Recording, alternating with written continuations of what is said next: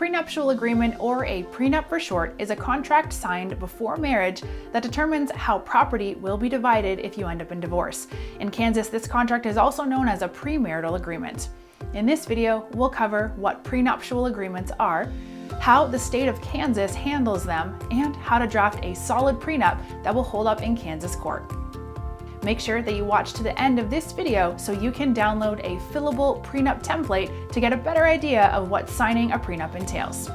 Kansas residents with great wealth or children from another partnership may want to pay particularly close attention to this video, but it's also worth mentioning that prenups are becoming a common part of a couple's financial plan, whether or not there are extenuating circumstances.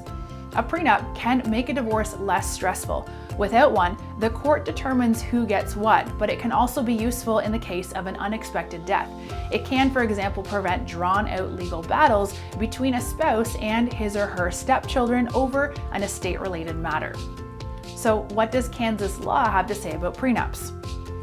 Kansas, like many other states, has adopted its own version of the Uniform Premarital Agreement Act, which was written in 1983 to standardize prenup laws across the country. According to this law, a prenup in Kansas can cover both property that's owned by either party and property that's jointly owned. This is different than in some other states, which only consider shared property fair game in a prenup. Another thing that is different in Kansas than other states is that the prenup can determine or eliminate spousal support or payments to a spouse in the wake of a divorce. These are sometimes referred to as alimony. In Kansas, as in most other states, a prenup can't make any determinations about child support. This is because the court is mandated to rule in the best interest of a minor. Child-related payments are an altogether separate matter. Per state law, the prenup must be in writing and signed by both parties in order to be enforceable. A Kansas court will generally uphold a prenup provided it's conscionable. This basically means it has to be fair. The prenup doesn't have to split assets down the middle to be considered fair. State law gives the court the right to decide whether an agreement is conscionable or not. There are a few key criteria you can use to make sure a Kansas judge will accept your prenup as valid.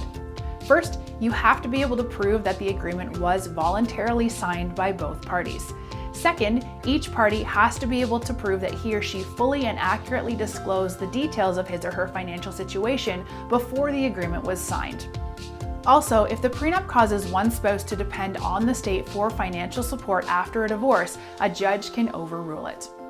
Case law in Kansas shows us that the burden of proving a prenup shouldn't be enforced is on the party challenging the contract. This is because contracts are generally presumed to be legal and enforceable. In addition, state law says that the prenup can be amended or revoked after marriage, but only by a written agreement signed by both parties.